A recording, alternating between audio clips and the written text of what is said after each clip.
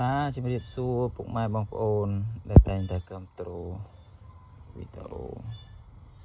អក្សរសាស្ត្រខ្មែរយើងឥឡូវយើងដល់អក្សរតូហើយ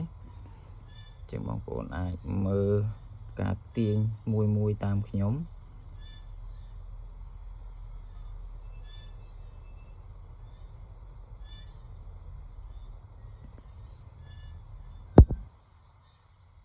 ជាងអក្សរតូនេះរៀងឆ្កងបន្តិចដោយសារយើងទាញហួសកាឡាចឹងសរទី2យើងបន្ថយបន្តិច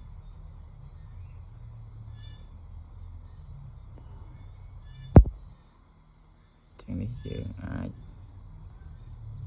រៀនពុតសរសេរតាមនឹងមកបងប្អូន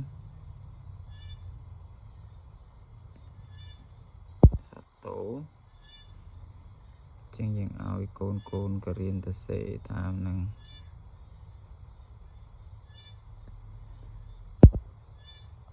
ពុត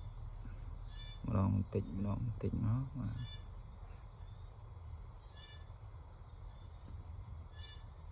ចឹងសតោ